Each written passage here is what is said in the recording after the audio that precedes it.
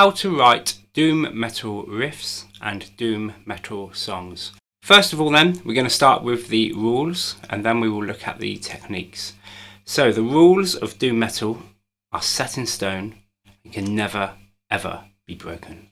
So rule number 1, never ever ever play in E standard. It has to be deep and low. Rule number 2, the average song length should be about 17 minutes and only 31 seconds of that is allowed to be clean. Rule number 3, you must have some type of beard. Now my beard's pretty pathetic.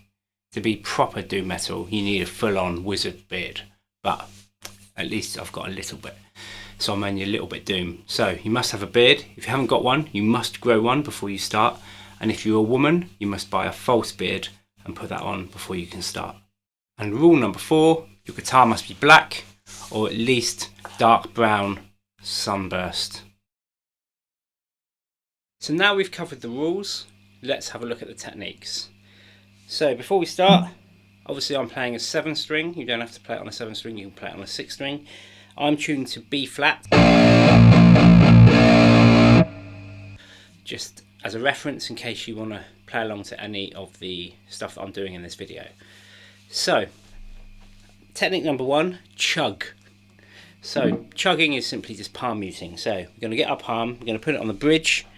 So where the string goes into the saddle is roughly where you want your palm, because if you come up too high then you're going to change the pitch of the note and you're going to choke the string out too much, and if you go off too low you won't get the percussive sound. So you want your palm just on the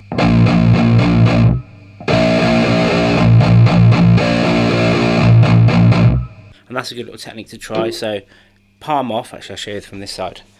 Palm off,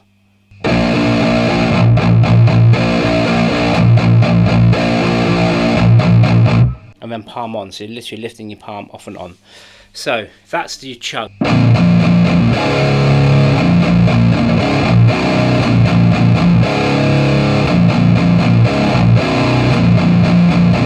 So next technique is harmony. So let's assume this is tuned to B. We're going to play some diatonic harmonies and some pure harmonies which aren't necessarily within the key. So a diatonic harmony is one that's in the key and we're playing in B minor. So let's assume it's in B and we're going to play B minor.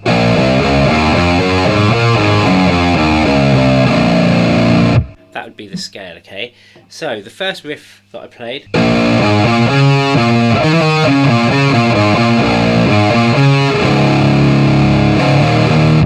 is in B minor. So the harmony that I put in there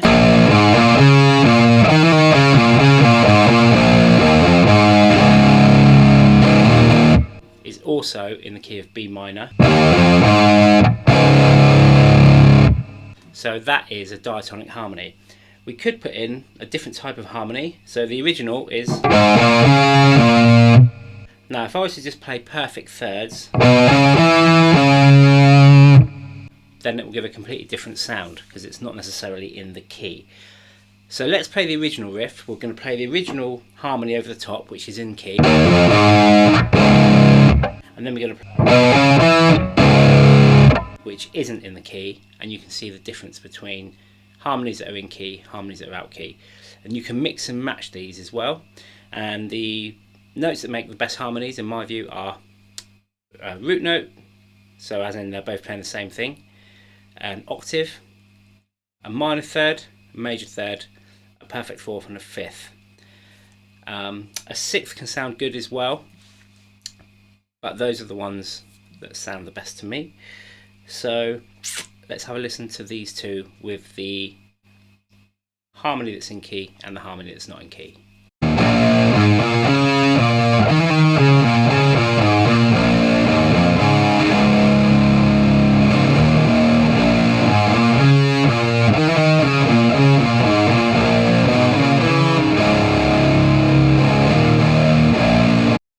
So as you can hear, the harmonies that were out of key sounded pretty awful. So to further illustrate the point, let's have a listen to a couple more harmonies. I'm just going to play random notes that are within the key, and you'll hear that it sounds much better when you're playing in key than out of key.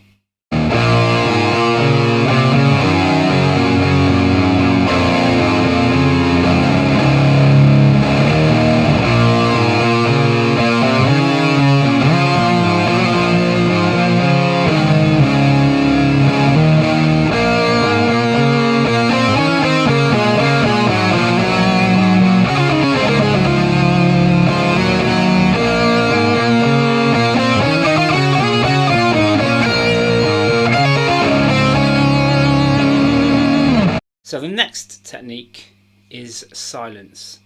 So notice one of the riffs, I'd put a little stop in there to give everything else, like the drums, a bit of room to breathe.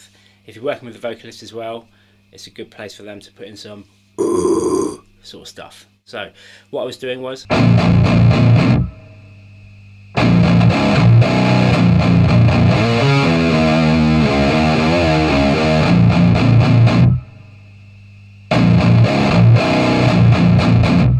so that silence there adds some dynamic as well to the music.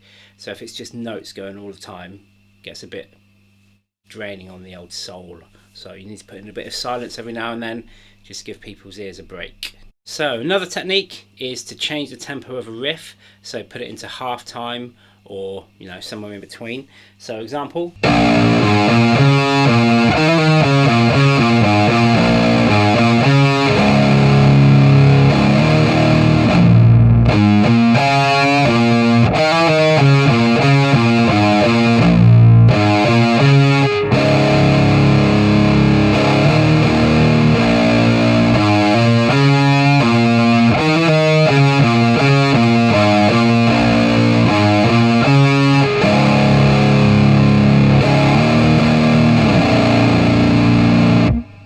Another technique is to create variations on a theme. So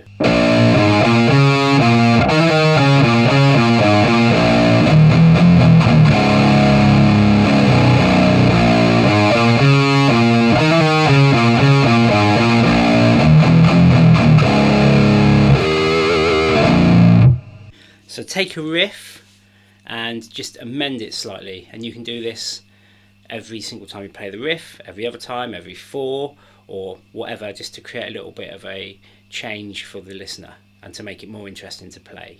Another technique used for writing riffs in Doom is put in little bends.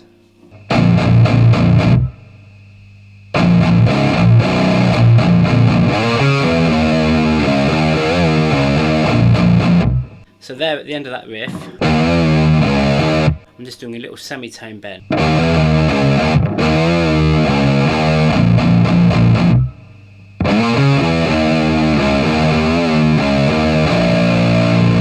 Okay, so it doesn't have to be a semitone, you can put in bigger bends or whatever, but it just adds a little bit of flavour to what you're doing. And you can also do these slow.